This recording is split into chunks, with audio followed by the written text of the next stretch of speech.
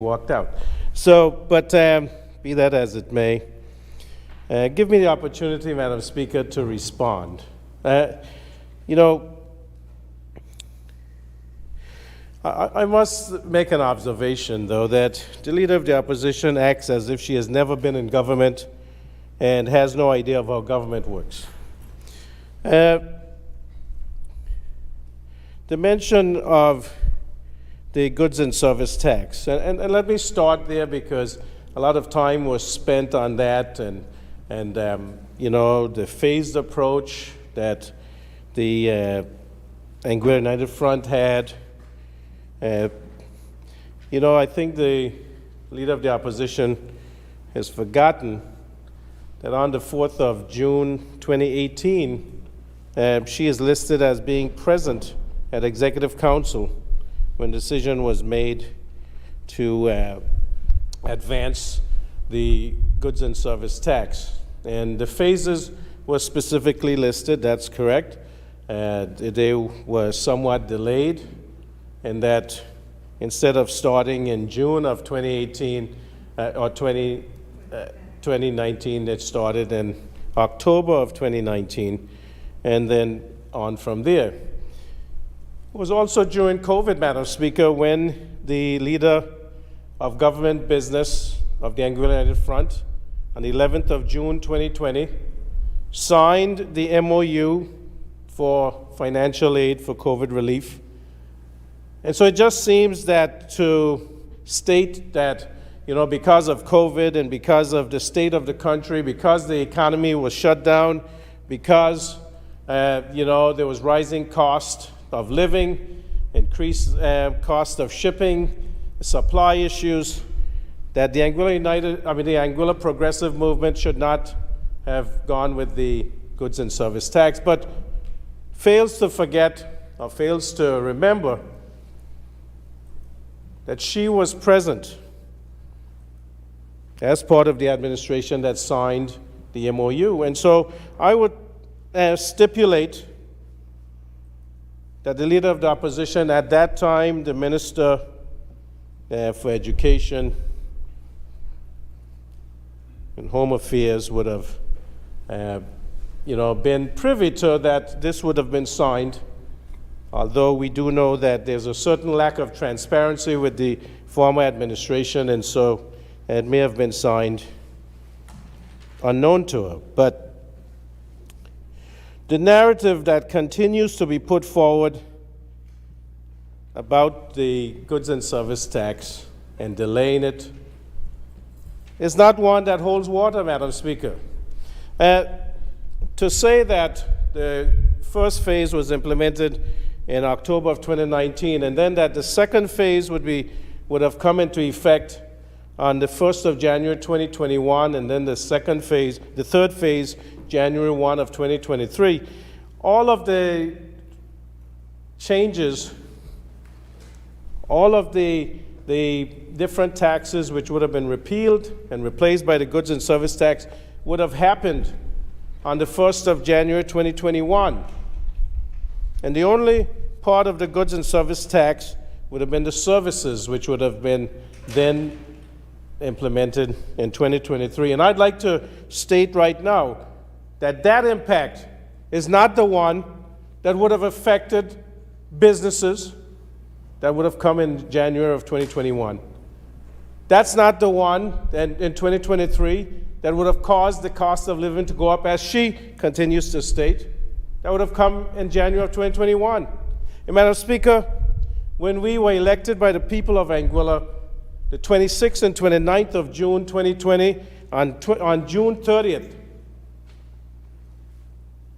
when I saw the MOU signed by the former Premier, Honorable Victor Banks, and Ben Merrick, the Director for the Overseas Territory, in Provision 3, it stated that the goods and service tax had to be advanced. That was one of the requirements.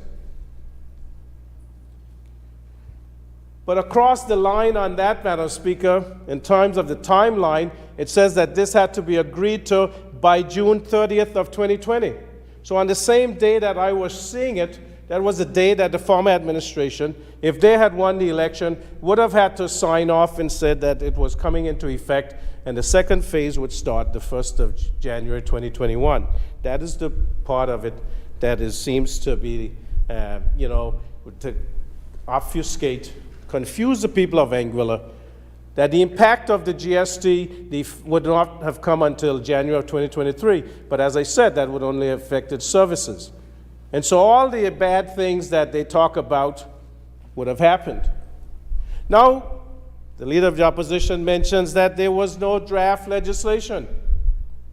Now, I have a letter written by the Permanent Secretary of Finance that was written on the 31st.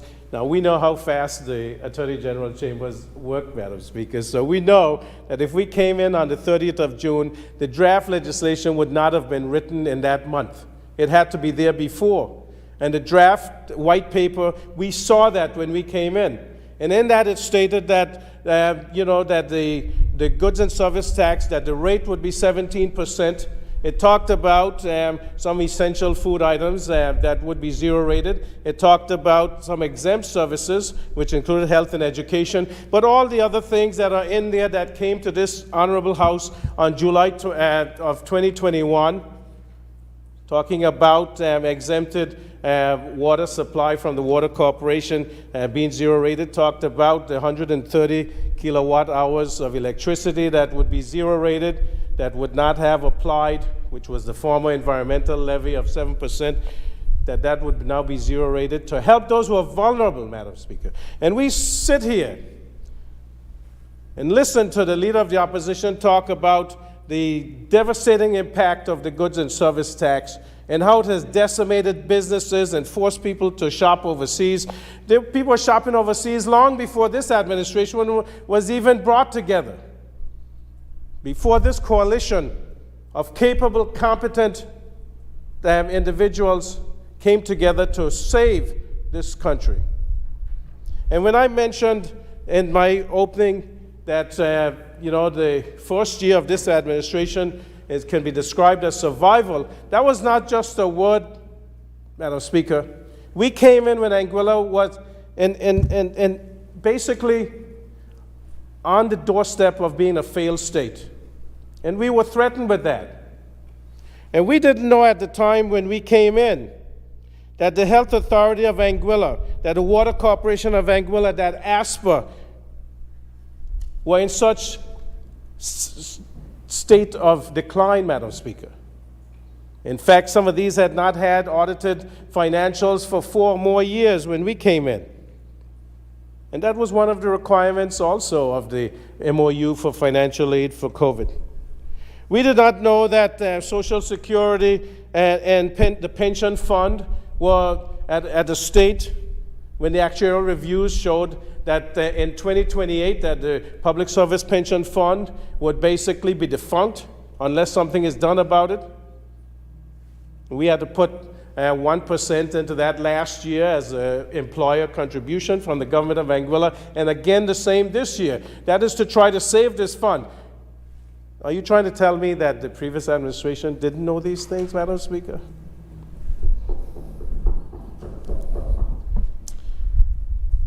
Madam Speaker, in December of 2019, the former administration stated to the people of Anguilla that they had a surplus of $24 million, and so they would start paying the deferred salaries to public servants. They would start paying off some of the arrears. Water was 24/7 in the best state of health that it could be in. Madam Speaker, we accepted them at their word. And then we come into government and then find that all of these institutions that we were told were in such good stead were on the brink of bankruptcy, of disaster. And so the leader of the opposition mentions about that there were 18 new taxes and fees imposed. Madam Speaker, we had to save these organizations. And so we did have to raise the health authority fees, yes. But the reason for that is that there was no money in the treasury when we came in.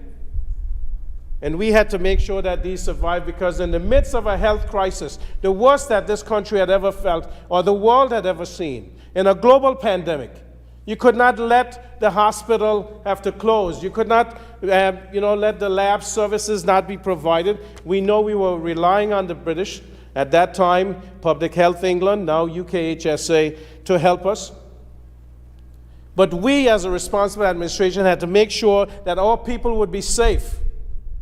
We had to make sure that we provided for their well-being. And so it required that the sacrifices had to be made. And that's what we did. And that's what any responsible administration would do. Instead, though, we have the opposition. What is troubling me, Madam Speaker, is the gap between the magnitude of our challenge and the smallness of our politics. And I stated that in my opening statement. The opposition's avoidance of tough decisions and their inability to accept responsibility for their decisions. Now, their decisions are the ones that put us in the situation that we're in. And I said the decisions of this administration didn't cause the increased cost of living that we have in Anguilla. We did not cause the inflation that there is.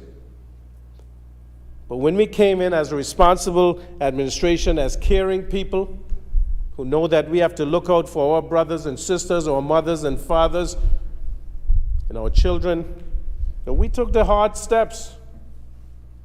Madam Speaker, as I was saying, when we came in, there was draft legislation, there was a draft white paper that was already done. In fact, as I was saying, the Permanent Secretary on July 31 wrote back to the Director of the Overseas Territories, Mr. Ben Merrick, and at that time wrote,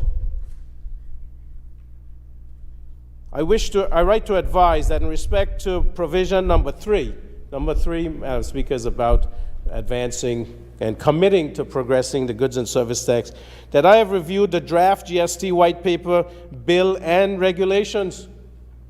So these were already done. So when the Leader of the Opposition stands here in front of this honorable House and spouts out to the people of Anguilla that there was no drafts, that is false.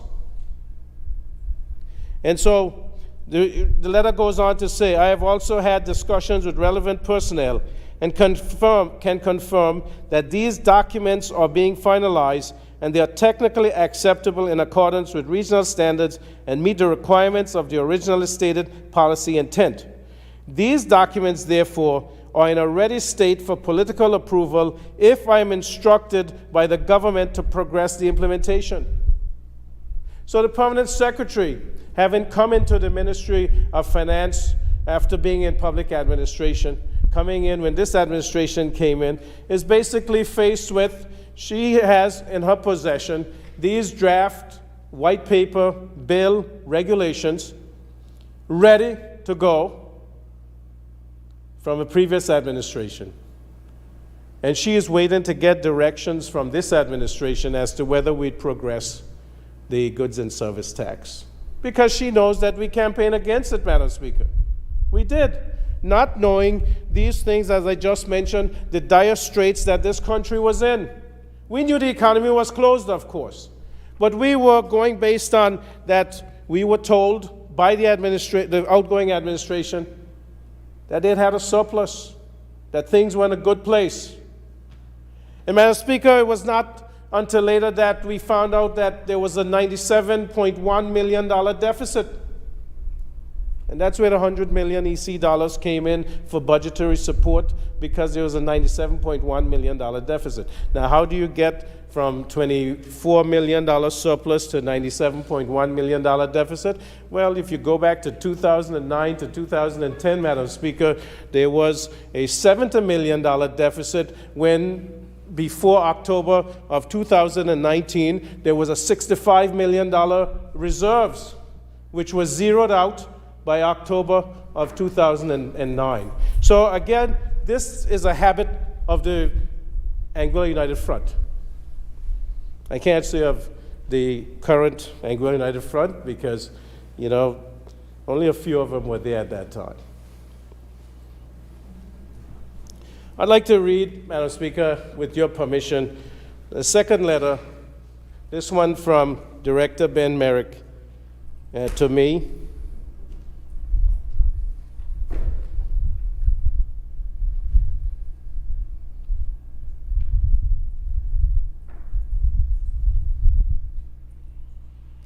The internet is a little slow, Madam Speaker, so, I know it's post-lunch, so things tend to be a little slower, but I crave your indulgence.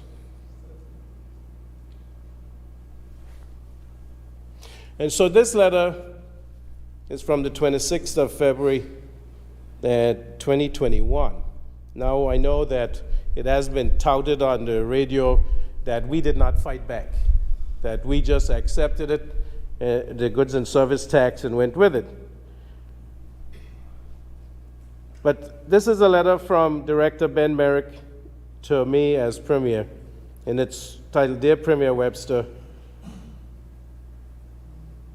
it was a pleasure speaking to you and Mr. Hodge. This Mr. Hodge would be Mr. Kenneth Hodge. And I promise to follow up on the points we discussed. The goods and service tax. Firstly, I want to reiterate the importance of meeting your agreed timetable for the full implementation of goods and service tax by January of 2022. Now,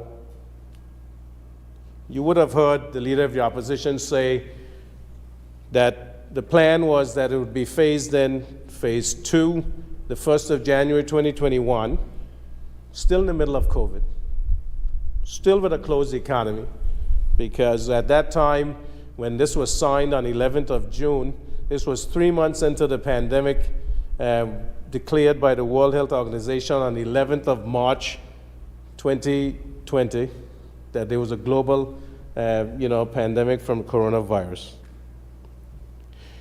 And saying that, I want to reiterate the importance of meeting your agreed timetable for the full implementation of GST by January 2022. The UK at that time stated that they would like to move up the implementation of the goods and service tax. And I'll read on so that you get the gist of that. I recognize that Anguilla is currently facing economic hardship like the UK and most other countries around the world. Implementing a new tax is difficult administratively and politically. I'm sure businesses and consumers have questions about how this might affect them, and I applaud your efforts to consult the public. Nonetheless, the government of Anguilla needs to act now to meet historic obligations and upcoming costs, and to address the fact that Anguilla's low rate of tax, even compared to the rest of the region, means that the people of Anguilla are not creating enough self-sufficiency and resilience for themselves. We have been clear that, like the UK, all overseas territory governments need to look at all means to address their fiscal challenges. Anguilla's financial situation leaves you no option but to increase tax revenue. Your medium-term economic and fiscal plan, the MTEF, does not balance without GST from 2022 onwards. The COVID-19 pandemic has only increased its importance, and I know the Caribbean Development Bank will need to be assured of these tax commitments before they agree the next tranches of their policy-based loan. The UK government and very hard-pressed taxpayers will also need to be convinced that the government of Anguilla is serious about self-sufficiency and sticking to its commitments. Higher tax revenues also gives your government more spending power to help protect the health and well-being of your citizens, particularly the most economically vulnerable, such that they do not need to lose out from GST. I would repeat that, Madam Speaker, but I know there are rules against repetition, and I would hate to have to sit down on that point. I know that's probably what some people would like to see. I'll continue, Madam Speaker. I'm happy to be flexible about some of the timing in your implementation plan, as long as it does not delay the overall timetable for full implementation of GST by January 2022, or create excessive risk in getting to that point. You requested to push the first reading of GST back to 9 March, and as we discussed, I'm willing to grant this request. I will send an updated version of the second variation to the Memorandum of Understanding for Emergency Financial Aid with this later deadline for Provision 18. I hope we can agree and sign the MOU at your earliest convenience. However, I was surprised and concerned to hear your comments today about your government's opposition to GST and desire to delay its implementation. Madam Speaker, the date of this letter was, I said, February of 2021. Now, we came in June of 2020. And by this letter, we were still protesting implementing the GST in 2021 because we wanted to negotiate moving the timelines, Madam Speaker, so that the impact of it would be less. We tried. And so, we hear that, we could have renegotiated. So I continue. So it says, however, I was surprised and concerned to hear comments today about your government's opposition to GST and desire to delay its implementation. The UK's emergency COVID support, which is preventing financial disaster in Anguilla, is based on you upholding your commitments to tackle the long-standing economic problem Anguilla faces. The UK, CARTAC, ECCB, and CDB believe GST is the only viable way to address the fiscal imbalance. I would ask that you send an updated version of your GST implementation plan. UK ministers will need to be assured of your commitments to the January 2022 timetable if UK financial support is to continue. Madam Speaker, this is what I was faced with. This is what this administration was faced with less than 1 year into new administration. So we put up a fight.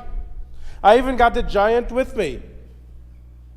And we went and we spoke with Director Ben Merrick.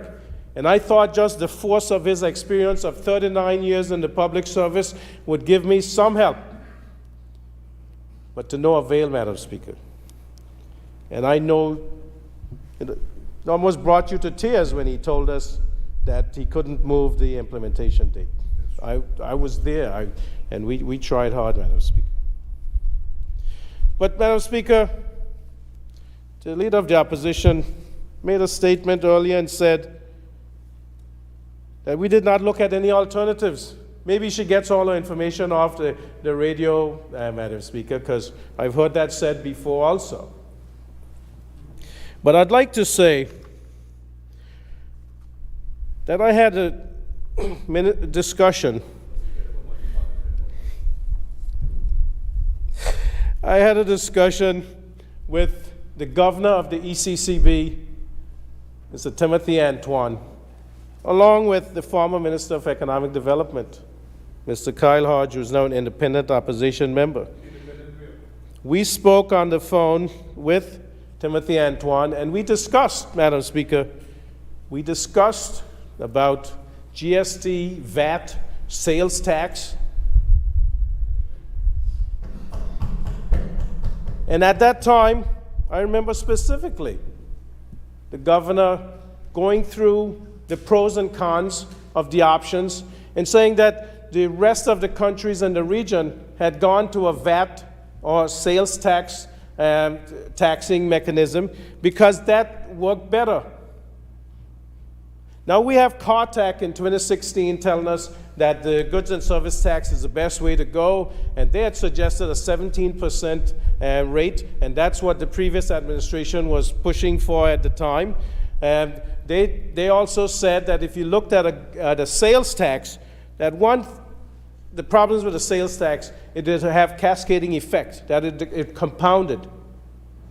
And if it was with just business to consumer, it had to be about 18-point-something%. But if it also included business to business, then it had to be 23%, Madam Speaker. Now think about 13% compared to 18 or 23%, and tell me, I heard somebody say earlier, Madam Speaker, that they're good mathematicians. I will not impute any, whether, but you understand what I'm saying. My math, unless it's new math, says that 13 is less than 18 or 23. The other thing, Madam Speaker, that really bothered me today, and that has bothered me, coming out of just the facts and about when the leader of the opposition went and sat down with, Class FM, is this thing that was pulled out of their hat somewhere that says that they had looked at a policy of not charging GST at the port, but charging 4% in the sale of goods.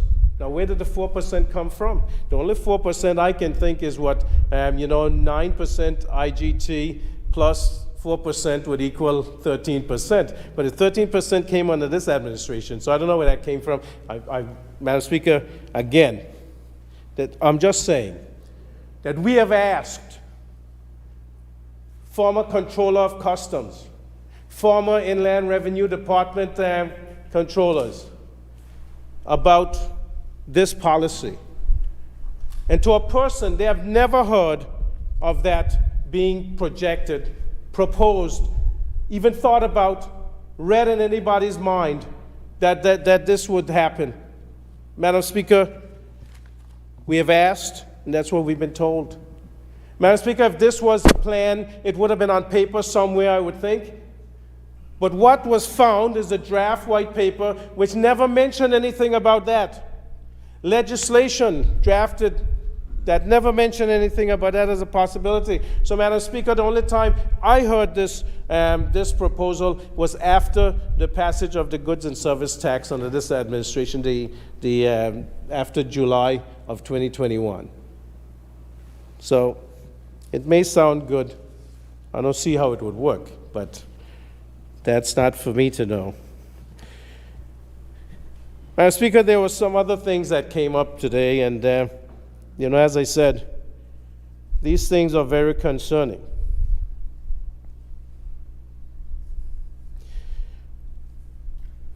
The leader of the opposition talked about that we should have made the GST easier on people.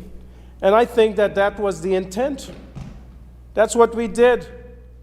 When we were given the draft white paper with the policies that were written in there, we immediately said we need to make this easier on the people. So we expanded the list of zero-rated items. We expanded the list of exempt services. We even came up with creative ways to find other ways to do by coming up essentially with a dual rate on electricity. Because if you think the 130 kilowatt hours at 0% and then the rest at the 13%, that's a dual rate that we created. But the opposition voted against the same amendments, Madam Speaker, that made the GST less onerous on the people of Anguilla.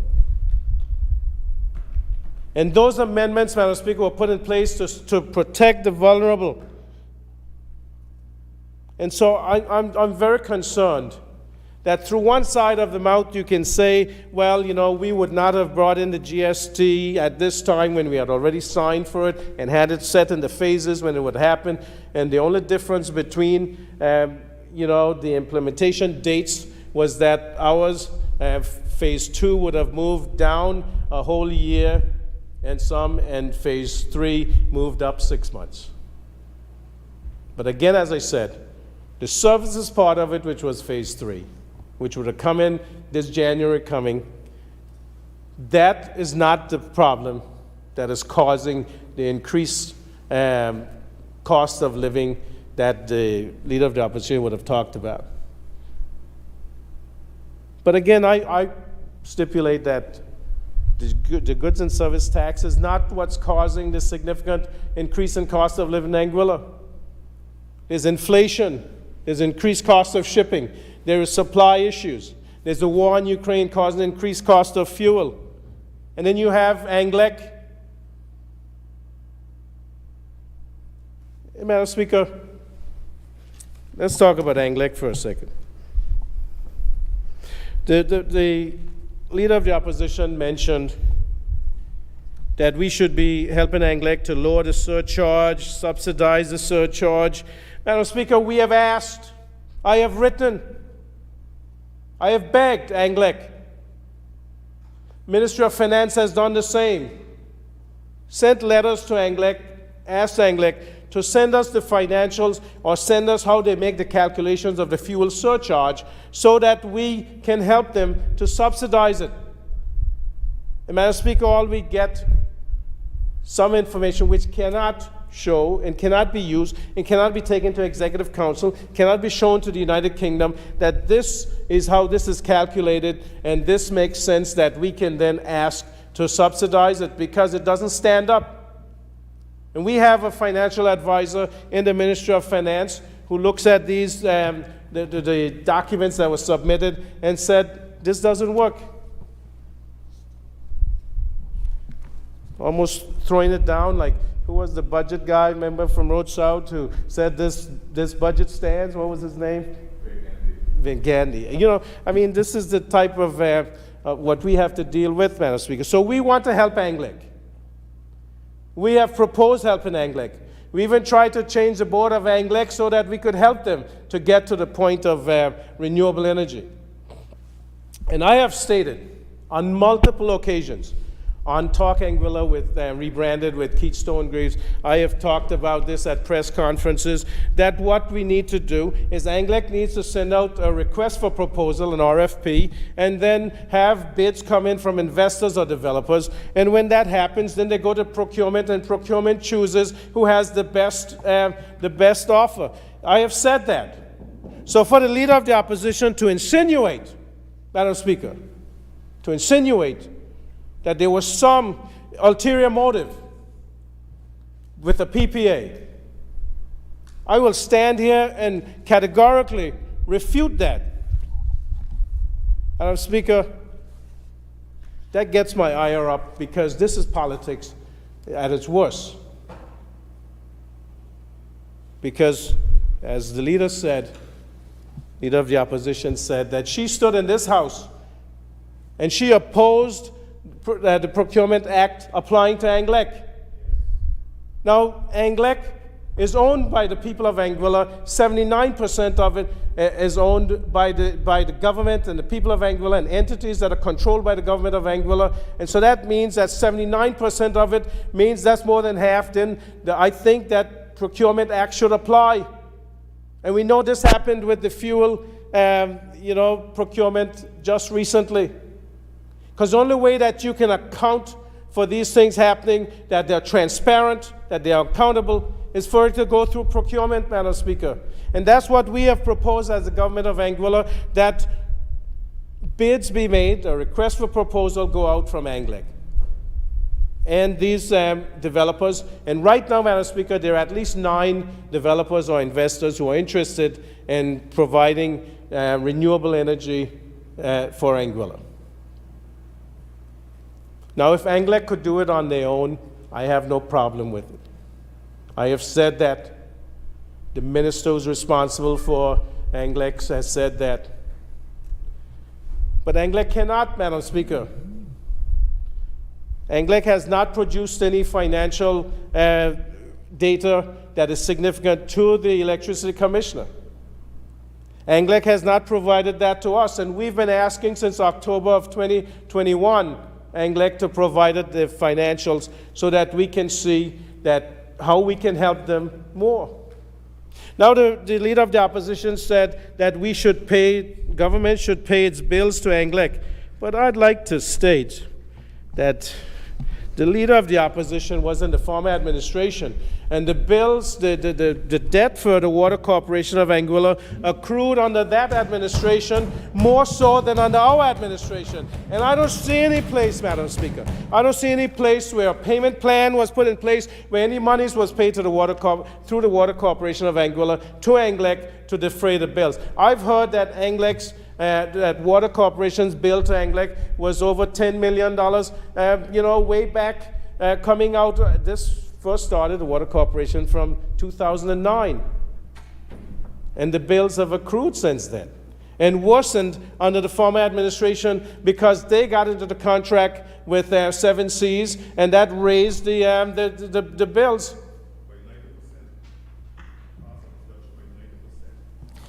So, Madam Speaker, I go back to my first statement where I said the Leader of the Opposition acts as if she has never been in government and has no idea how government works. Because this, if you're accusing the government of Anguilla, and now I know that the statement was made, oh, it doesn't matter whether it's statutory body or if it's central government, it's all government. Yes, it's all the people of Anguilla.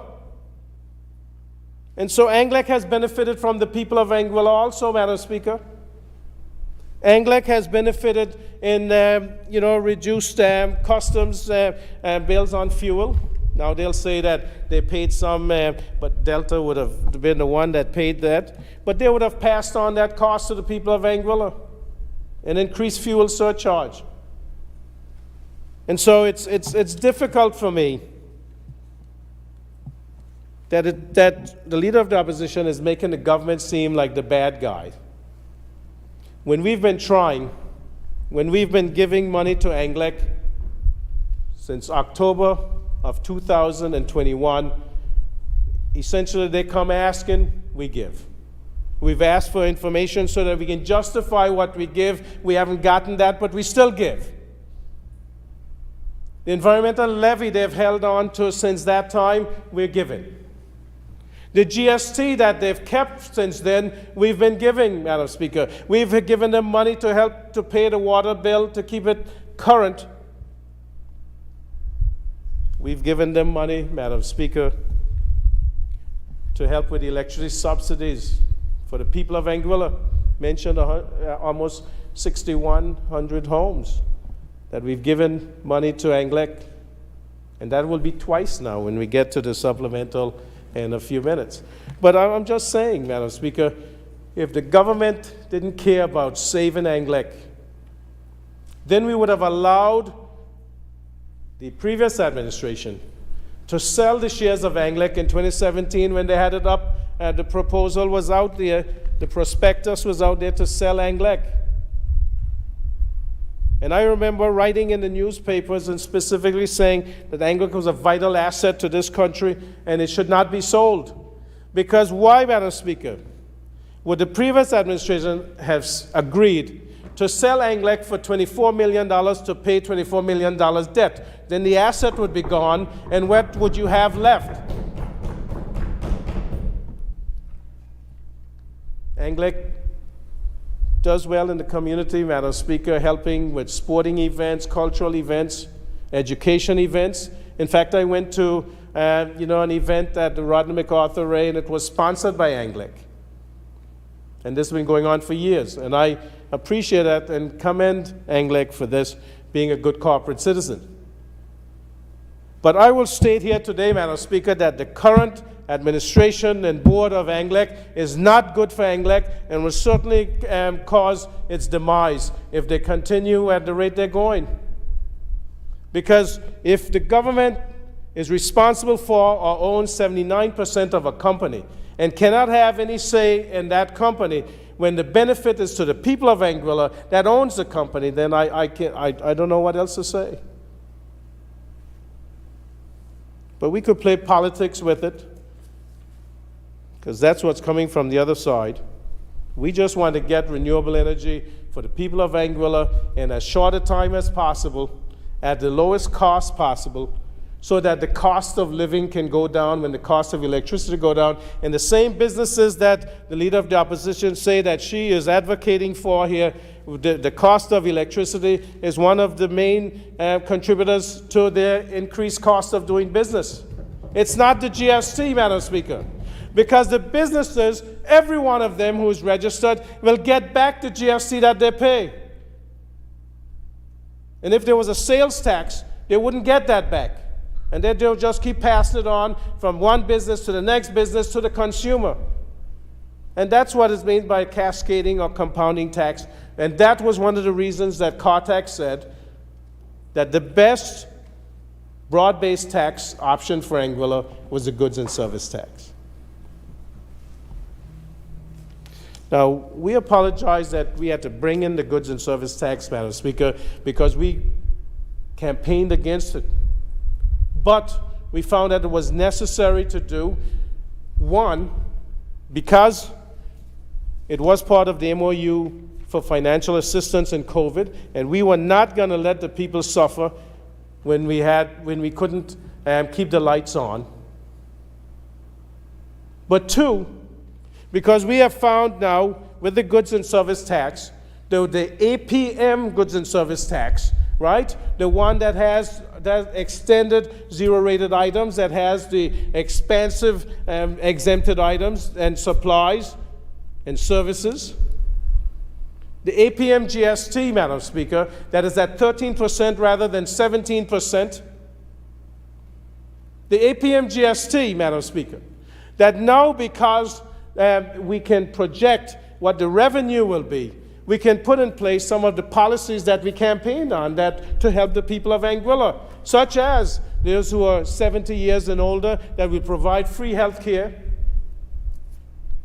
such that we can provide some of the cost of living benefits that have been done. 2 tranches of $1,000 for 6,100 plus homes, in 6 months. The $500 vouchers for those 70 years and older twice, so that we can take off the excise tax off fuel. And I think the Leader of the Opposition forget that that's happening because we're talking about all the increased cost.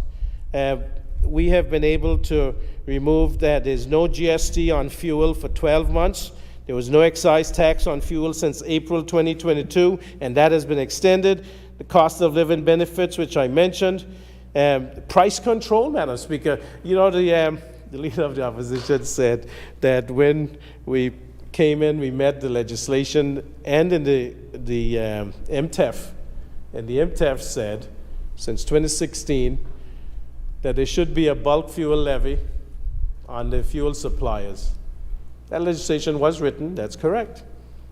And she said that we should have had in place other legislation that prevented the fuel companies from passing on the bulk fuel levy. We talked with them. We talked with both major fuel suppliers, and they said they would look into not passing it on, and then they did. But since then, Madam Speaker, we have price control, maximum fuel price control on fuel at the pump. So we listen, every now. We don't have, as the minister, the member for Road South would say, we don't have a monopoly on good ideas. So, sometimes it's a little delayed coming, but we get it done. Because, this is a learning process. But you have to have the right value system and the right intentions. And our intentions are always going to be that we want to look out for the well-being of the people of Anguilla. Now, the Leader of the Opposition said that Anguillians are leaving its shores. But that's been happening long before we came into administration also. In fact, I guess she'll blame us for Hurricane Irma also, and when people were leaving. And then, Madam Speaker, the Leader of the Opposition said that the people are on salaries, and so the fact that they're getting service charge and that they're employed, we shouldn't be puffing up our chest about that, understanding that, we opened this country, Madam Speaker, when Anguilla was at risk. When we were criticized by the Leader of the Opposition and the former member for Valley North for planning to open the country, saying that we were going to kill our people. So, but I just want to say, Madam Speaker, that one of the things that bothers me is the Labor Relations Act. Now, I know this is the baby of the Leader of the Opposition. But, Madam Speaker, if you look at our legislative agenda, you'll see that under Ministry for Home Affairs, that the minister has proposed several amendments to the Labor Relations Act of 2019. Things to deal with layoffs and service charge and leave, overtime pay. I mean, Madam Speaker, the Labor Relations Act is like, we call it the Swiss cheese legislation. Is so full of holes, Madam Speaker. Now, I would think that a good lawyer, like the Leader of the Opposition, would have catered for these, but again, I wouldn't have the Leader of the Opposition represent me as a lawyer, Madam Speaker. Madam Speaker, I retract that. On a point of order, Madam Speaker, in the same light, I can say I wouldn't want to have the member, please, there's no point of order. Be my doctor. Please, there's no point of order. The record will show no point of order. This is the rebut, just like there's no point of order when you spoke. I have asked the member to withdraw the statement, and he has. So the record will show that that statement has been withdrawn. You may continue, member. Yes, Madam Speaker, I withdraw that. Madam Speaker,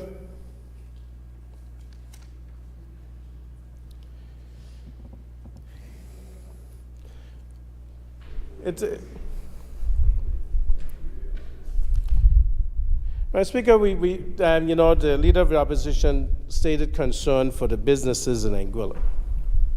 And certainly we too have concerns. In fact, when they asked to meet with us, we met with them. We even met with them after through the Chamber of Commerce. We listened to their concerns. We read their letters. We responded. We set things in place so that, you know, we could give some relief to businesses, Madam Speaker, such as the IGD credits. But we still have the consumers, who are the people of Anguilla, that come to us and say that the prices are high. And they feel that we should have put price control in place and consumer protection legislation. And we agree. And we are working on that, Madam Speaker. And we feel that the first thing is to do price control on the essential food items. Because it must be that the people feel that the businesses are looking out for them also. Now, there are members on the opposition side who proposed income tax and corporate tax. I think, Madam Speaker, that this would be more onerous than GST and would affect businesses and their cost of doing business more than the GST would do, through higher food costs and the cost of other goods. Madam Speaker, I could go on, but I just want to touch one more thing here, or two things, because these came up. And I'd like to enlighten the Leader of the Opposition a little bit, that if you have questions, that those can come to government ministers in the form of questions, and we'll respond. But the mention was of gaming, Madam Speaker. And I know that in 2019, under the former administration, the Leader of the Opposition was a member, that a study was done looking at gaming in Anguilla, consideration. And certainly I know that, you know, there's other gambling in Anguilla. There's the lottery. There's been lottery in Anguilla ever since I was a child, Madam Speaker. And I know that has been other companies have come in under the previous administration. So I'm a little perturbed, in fact, confused of the position taken. But I do know that some members of the opposition, independent and of the Anguilla United Front, have stated publicly their support for gaming legislation. Madam Speaker, I see whether I do gaming or not is not the question, me personally. But I think that we have to consider all the areas of economic diversification that are possible for this little country of ours. Because if we don't, Madam Speaker, we'll end up where we were in 2017 after Hurricane Irma. We'll end up where we were in 2020 with COVID, that our only industry shuts down. And so we're looking at other ways to diversify the economy so that we can provide jobs, so that we can provide foreign direct investment, so that we can do the policies that we need to take care of our people. Youth development, sports development. We want to give our people that self-esteem. And so, draft policy and gaming bills, legislation, those will come for public consultation, Madam Speaker. And I don't know that you have to have, the public consultation before the draft policy is done or the bills are written. I mean, that's, we certainly will do that before they come to the House for the readings, Madam Speaker. So I just want to say we need to keep an open mind. We have to allow this country to develop in the interest of our people. And as we get into modern times, certainly there are ways. I mean, the Minister for Social Development and Education is certainly thinking about, if gaming does come, how can you protect the people of Anguilla from, becoming addicted? There's also ways that, which would be, to restrict the amount of gambling that is possible for the residents of Anguilla, just like they've done in the Bahamas and stuff.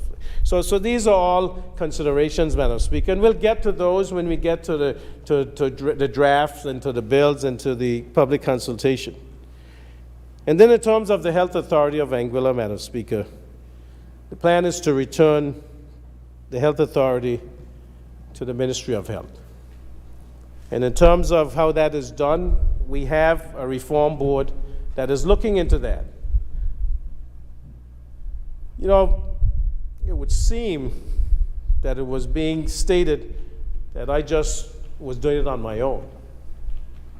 Madam Speaker, when we came in, the Health Authority had multiple years of unaudited accounts. There was a lot of arrears. And this Health Authority has to provide health care for the people of Anguilla and has to make it accessible to the people, and has to be quality health care. And me as the minister, and I knew this from 2014, because I remember in 2014, the late Honorable Hubert Hughes, as Chief Minister and Minister for Health, wanted to have more control of the Health Authority of Anguilla. And basically, there was a letter written by the then chair of the Health Authority of Anguilla telling him he had to have an arm's length approach to the to the Health Authority of Anguilla.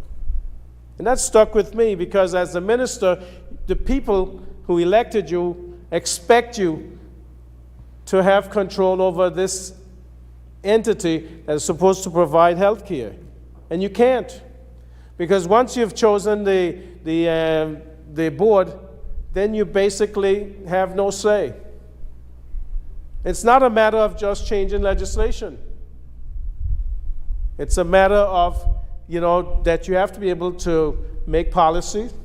You have to be able to have a say. And if you see things, or there are persons in the community who are saying that things are not going the way it should, the minister should have the ability to give directives. Now, the permanent secretaries are supposed to follow directives of the ministers. Now, I know that the deputy governor and governor are responsible for the public service, but directives, they go through executive council and are given, or the directives to follow the policy of the elected officials. That's how they're supposed to be done. Remember, I have 39 years of experience sitting next to me, so I know who to ask. And so I want to see with the Health Authority, I want to see improved access to health care. I want to see increased accountability and fiscal prudence. And that's why I think that it's necessary that it be brought back under the Ministry of Health. And the specific structure of that is right now being worked on by that reform board that is made up of doctors, nurses, health administrators, permanent secretary, and the acting in the Ministry of Health, health planner, social development, a cross-section of public servants, private citizens who will look out for what they want to see in health delivery system in Anguilla. So, and I want to be the person that is leading that, Madam Speaker, because I feel that the one thing that we need to do for our people is to make sure that they're healthy. Health is wealth, and a healthy nation is a wealthy nation. Madam Speaker, I thank you. Thank you, Honourable Member.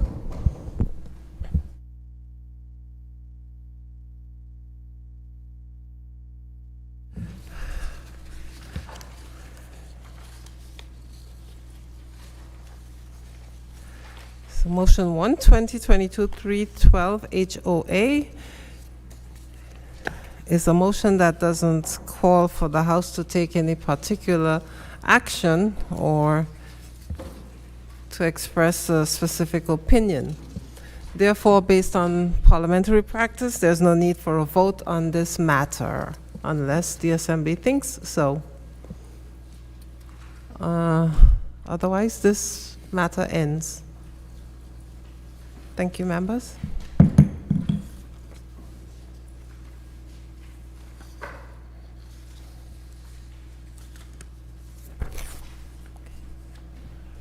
Personal explanations, none. Other business, government business. A bill for supplementary appropriation 2022, number 2 Act 2022, first reading. The member for Island Harbor is recognized. Thank you, Madam Speaker. Madam Speaker,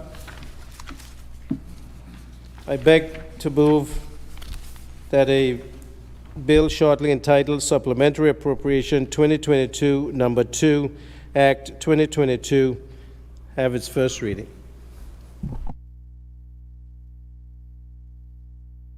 Madam Speaker, I rise to second.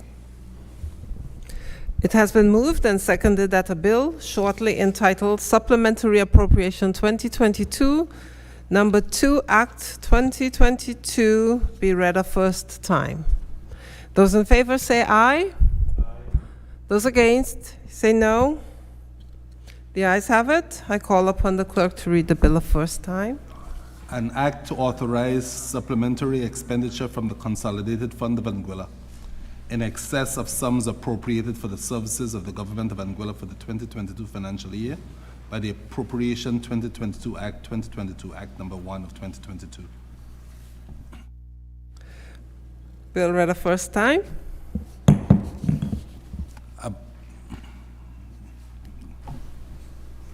Members recognized.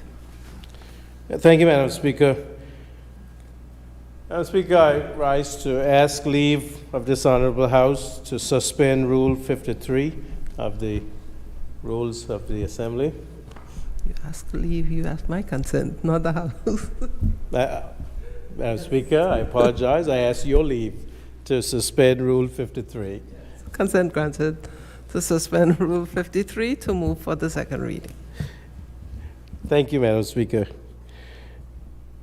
Madam Speaker, I beg to move to suspend Rule 53. Oh. Okay. Sorry?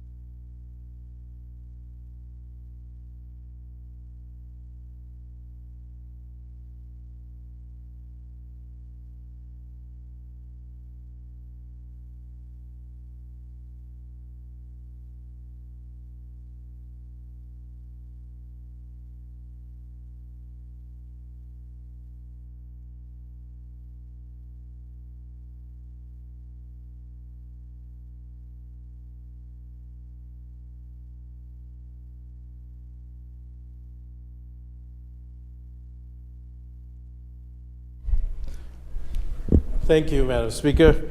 You know, we have the best clerk this side of the Atlantic. You know, I know we have one from down under. We, acknowledge his presence. Yes, so Madam Speaker, I beg to move to suspend Rule 53. Do I need to?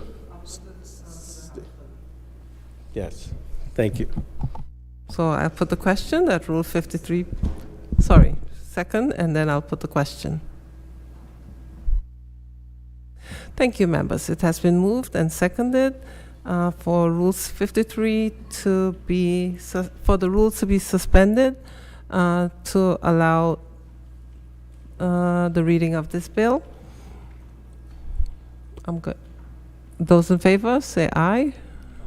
Those against, say no. The ayes have it. Okay. Rule suspended. Yes. Thank you, Madam Speaker. I now will explain why. Rule 53 says that a bill of the same name and same content shouldn't come to the House within the same sitting. And this bill, the Supplementary Appropriation 2022 Number 2 Act 2022 Supplementary Budget, did come to the House on the 29th of November. So this is a total recurrent expenditure increase of $10.9 million and an increase of $5.91 million in capital expenditure for a total expenditure of $16.9 million. The increase is required to facilitate payment demands on the government's budget, including the cost of living support in the final quarter of 2022. And the supplementary schedule has been substantially amended to separate the in-year reallocations and the amounts to be supplied as supplementary allocations under Supplementary Number 2. A column is included for amounts to be reallocated between ministries by the House of Assembly. To note, Madam Speaker, this was done during the committee stage on the 29th of November, but the Constitution does require that those changes, even though the supplementary amount did not change, that it has to have Executive Council approval prior. And so this then, even though it was passed in the House, went back to Executive Council to get Executive Council approval, and now is being returned to the House for passage. So I now would beg to move that a bill shortly entitled Supplementary Appropriation 2022 Act Number 2 Act 2022 have its second reading.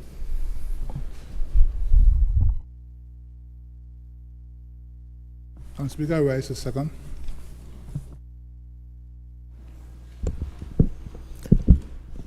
Thank you. I'm going to invite debate on the merits and principles of this bill.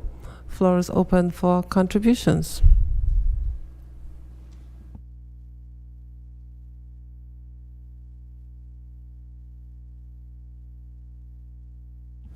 Thank you, members. If there's no contributions, just let me put the yes, you can respond to the no contribution.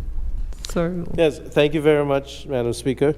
Certainly, as I said, this was thoroughly debated on the 29th of November, and I thank the members for not putting us through that again, and appreciate that, and thank you for allowing this to go through. It does allow cost of living benefits, including the assistance for electricity, electricity bill subsidies, and for deferred salaries to public servants, and capital programs And so appreciate that. Thank you very much.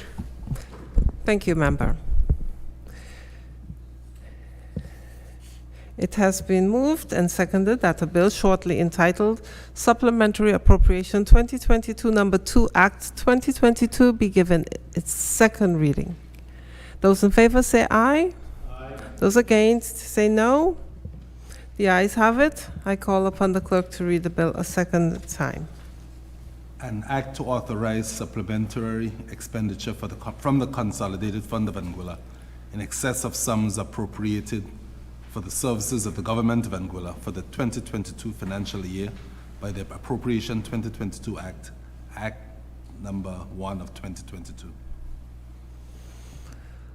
Under Rule 45 of the House of Assembly Rules of Procedure 2021, the bill now stands referred to a committee of the whole Assembly to be considered. Assembly in committee. Clauses 1 through 2. Sorry, clauses 1.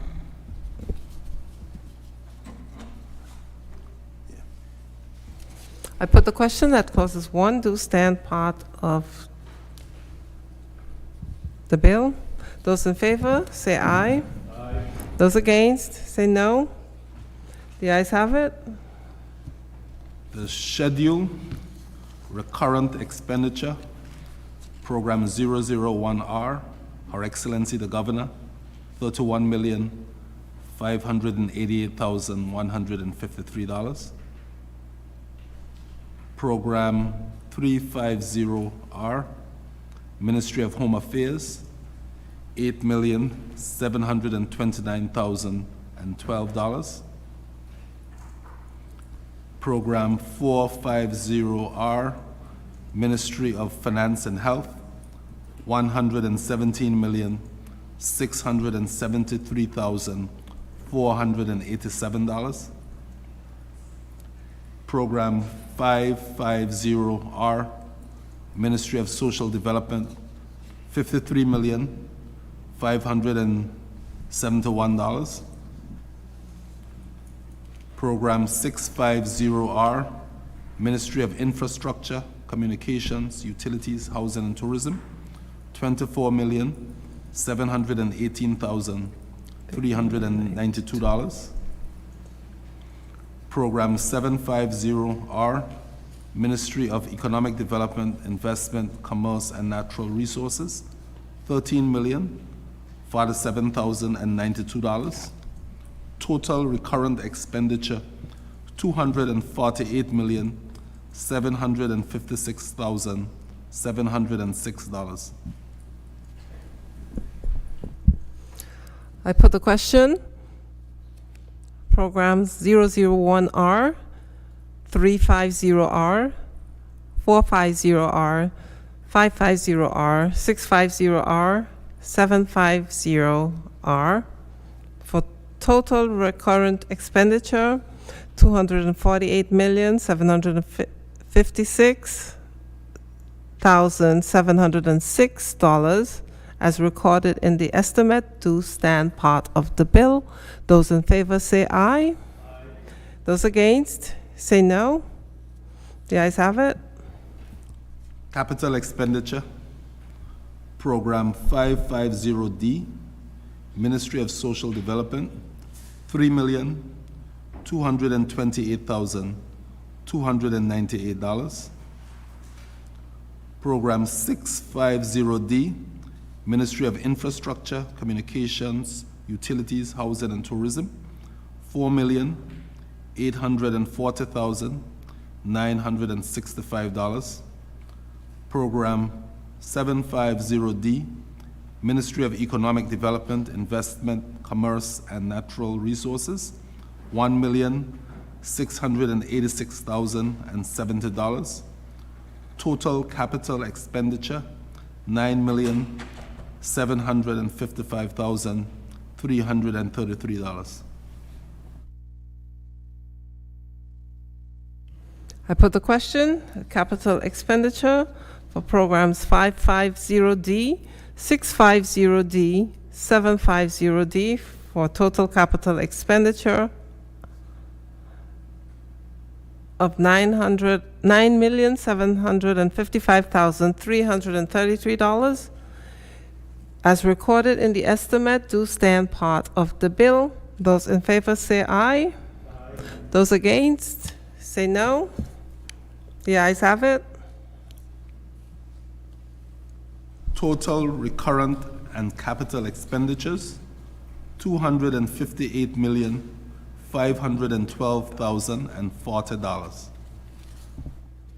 I put the question that total recurrent and capital expenditures, $258,512,040 do stand part of the bill.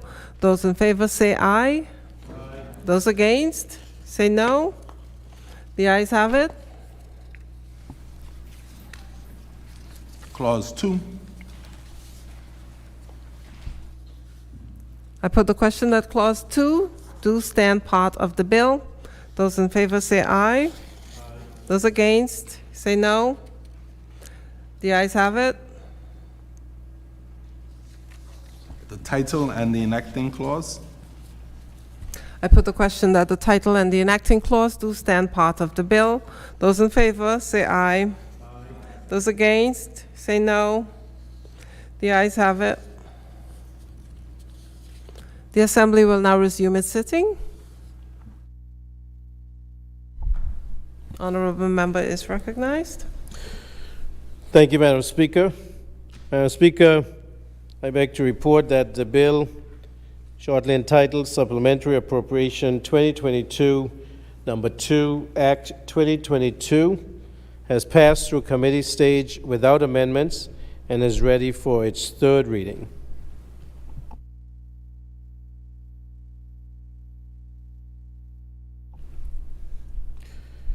Madam Speaker, I beg to move that Rule 44 of the Rules of Procedure of the Assembly be suspended to allow the bill shortly entitled Supplementary Appropriation 2022, Number 2, Act 2022, to be read a third time. Under Rule 36 of the Rules of Procedure, I consent to the proposing of this motion.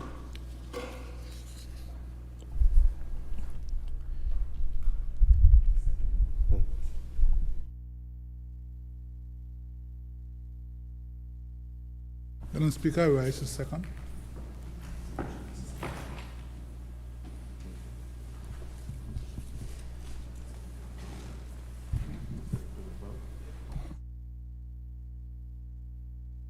You can move.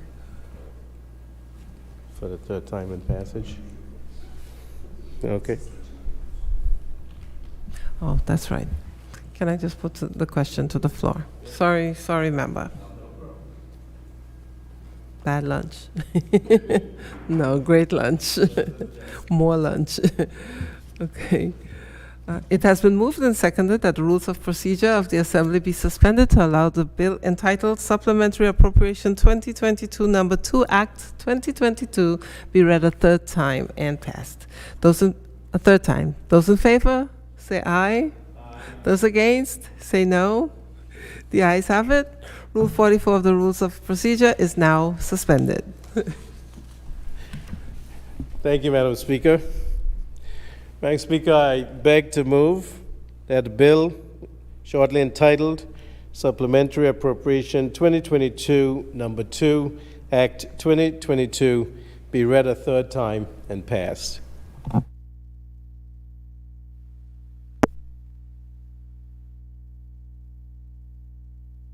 And seconded that a bill shortly entitled Supplementary Appropriation 2022, Number 2, Act 2022 be now read a third time and passed.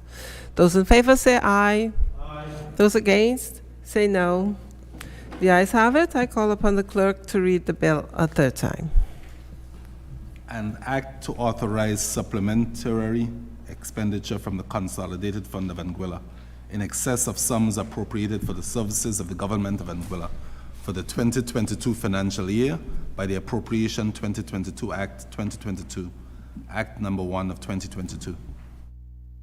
Bill read a third time and passed.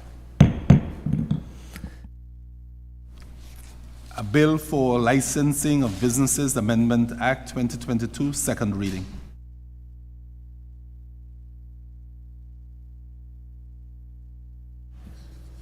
The honorable member is recognized. Thank you, Madam Speaker. Madam Speaker, I beg to move that a bill shortly entitled, "A Bill for Licensing of Businesses Amendment Act 2022" be read a second time. Madam Speaker, I rise to second. Thank you, member. You may explain the objects and reasons of this bill, member. Thank you, Madam Speaker. Madam Speaker, the objects and reasons of this bill is to note, to make it clear which businesses licensed under other legislation are exempt from the requirements to obtain a license under this act. And those businesses include those licensed under financial services, enactments, public utility and telecommunication providers, petroleum suppliers, operators of public lotteries, taxis, and higher education institutions. So this would include, Madam Speaker, those businesses that such as banking businesses, companies, money service businesses, offshore banking business, trusts, operation of public lotteries, public telecommunication network, provision of public utilities, supply of electricity, storage, distribution, or sale of petroleum, taxi cab services, and certainly businesses of higher learning that are covered under or licensed under the Higher Education Institutions, Higher Education Licensing Act. This is just to give clarity, Madam Speaker, so that there's no confusion. We do have certain entities which have to get licenses who felt that the permits or licenses they had did not require them to need a license under the Licensing of Businesses Act. And so that's what the objects and reasons of this. Thank you, member. I now invite debate on the merits and principles of this bill, Licensing of Businesses Amendment Act 2022. Floor is open for contributions.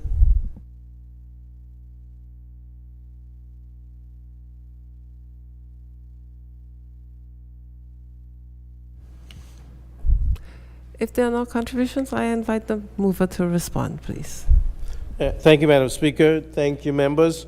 Certainly pretty straightforward. We want to make sure that there is no confusion about which businesses need to be licensed under the Principal Act, and this outlines the businesses that are licensed otherwise. And so I want to thank the members for consent and for approval. Thank you very much. Thank you. It has been moved and seconded that a bill shortly entitled, "A Bill for Licensing of Businesses Amendment Act 2022" be read a second time. Those in favor, say aye. Aye. Those against, say no. The ayes have it. I call upon the clerk to read the bill a second time. An act to amend the Licensing of Businesses Act 2021.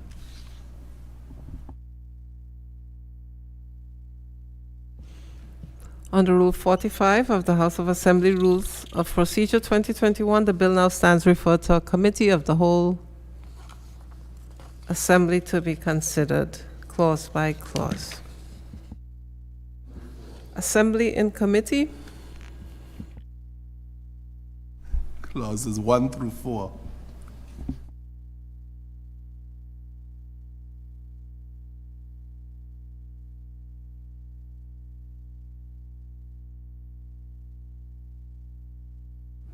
I put the question that clauses 1 to 4 do stand part of the bill.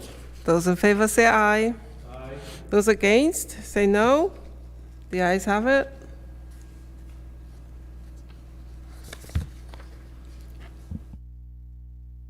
The title and the enacting clause. For the question that the title and the enacting clause do stand part of the bill, those in favor say aye. Aye. Those against say no. The ayes have it. The Assembly will now resume its sitting. Thank you, Madam Speaker. Madam Speaker, I beg to report that the bill shortly entitled A Bill for Licensing of Businesses Amendment Act 2022 has passed through committee without amendments and is ready for its third reading. A bill for licensing of businesses Amendment Act 2022, third reading.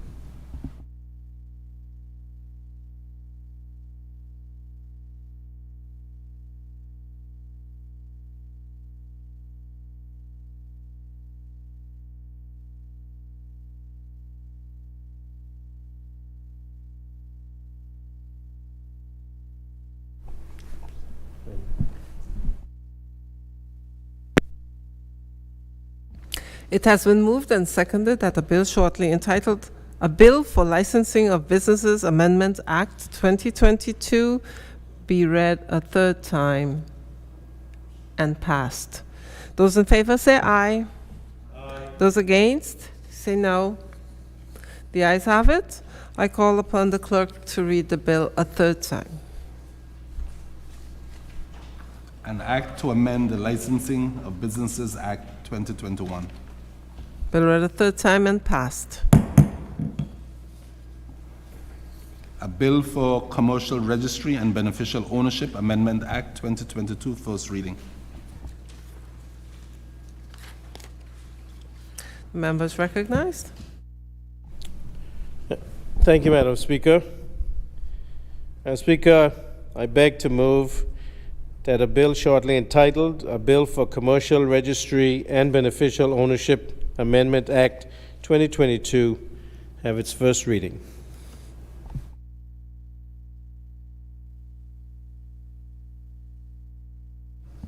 It has been moved and seconded that a bill shortly entitled A Bill for Commercial Registry and Beneficial Ownership Amendment Act 2022 be read a first time. Those in favor say aye. Aye. Those against say no. The ayes have it. I call upon the clerk to read the bill a first time. An act to amend the Commercial Registry and Beneficial Ownership Registration System Act, Revised Statutes of Anguilla, Chapter P 98, prior to the publication of the commencement notices to bring the acts into operation. Bill read a first time. A bill for Financial Services Commission Amendment Act 2022, first reading. The members recognized. Thank you, Madam Speaker. I beg to move that a bill shortly entitled A Bill for Financial Services Commission Amendment Act 2022 be read a first time.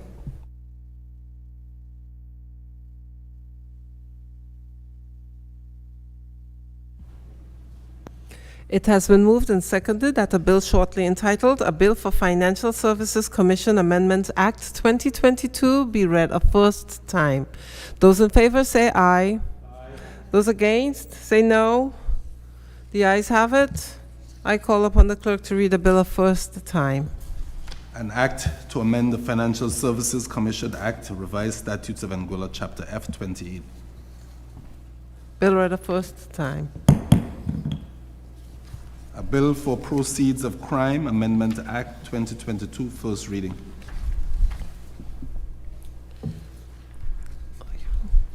Members recognized. Thank you, Madam Speaker. Madam Speaker, I beg to move that a bill for Proceeds of Crime Amendment Act 2022 be read a first time. Madam Speaker, I raise the second. Sorry. It has been moved and seconded that a bill shortly entitled A Bill for Proceeds of Crime Amendment Act 2022 be read a first time. Those in favor say aye. Aye. Those against say no.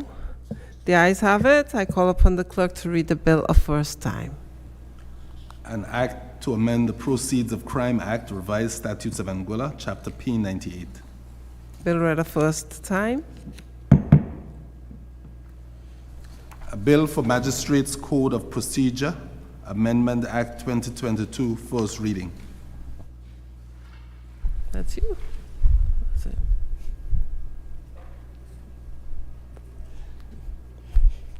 The members recognized. Thank you, Madam Speaker. Madam Speaker, I beg to move that a bill shortly entitled, A Bill for Magistrates Code of Procedure Amendment Act 2022 be read a first time.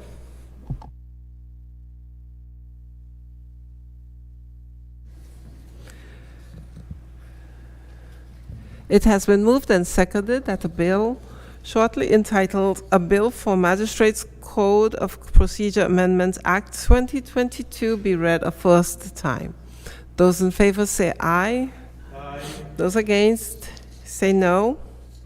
The ayes have it. I call upon the clerk to read the bill a first time. An act to amend the Magistrates Code of Procedure Act, Revised Statutes of Anguilla, Chapter M5. Bill read a first time.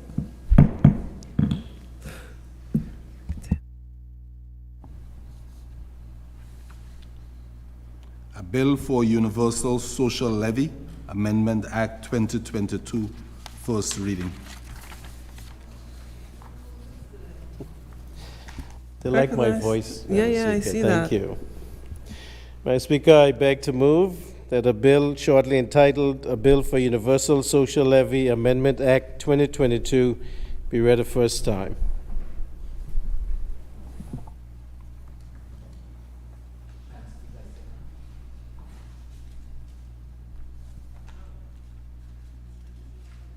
That's okay.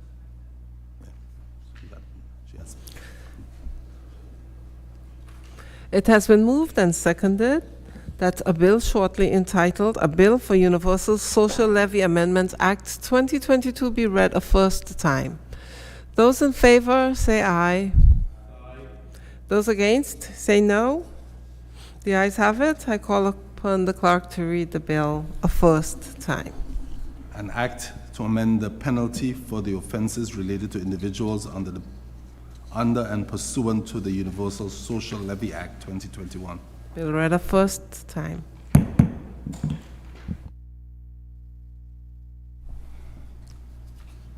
A bill for Criminal Justice International Cooperation Anguilla Amendment Act 2022, first reading.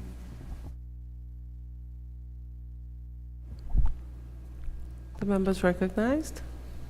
Thank you, Madam Speaker.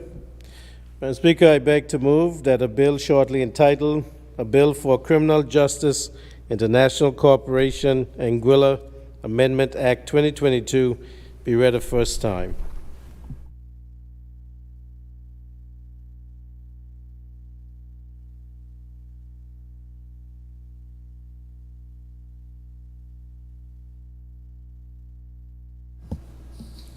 It has been moved and seconded that a bill shortly entitled A Bill for Criminal Justice International Cooperation Anguilla Amendment Act 2022 be read a first time. Those in favor say aye. Aye. Those against say no. The ayes have it. I call upon the clerk to read the bill a first time. An act to amend the Criminal Justice International Cooperation Anguilla Act, Revised Statutes of Anguilla, Chapter C 145. Bill read a first time. A bill for Criminal Procedure Amendment Act 2022, first reading. The members recognized. Thank you, Madam Speaker. Madam Speaker, I beg to move that a bill shortly entitled A Bill for Criminal Procedure Amendment Act 2022 be read a first time.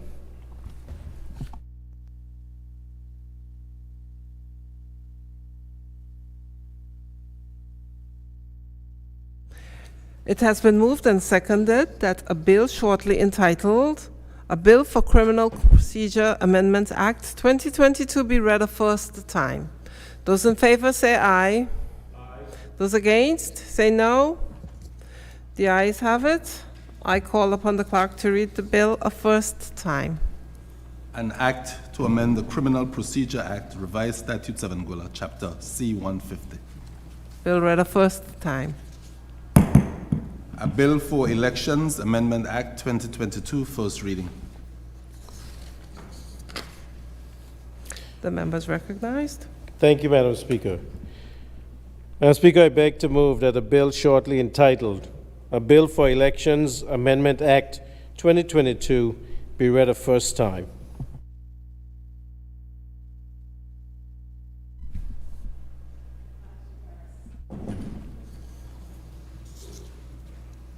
Thank you, members.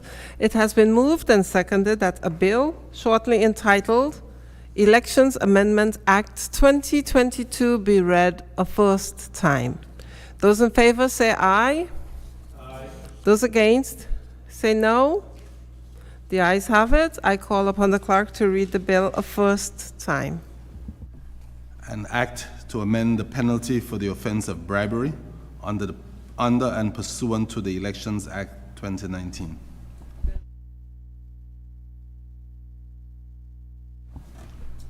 Private members' bills, none. Private bills, none. Other orders of the day. Adjournment.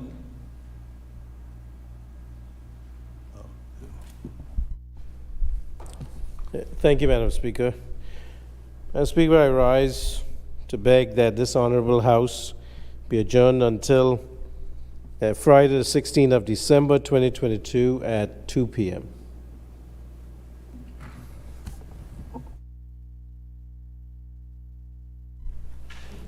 Madam Speaker, I second.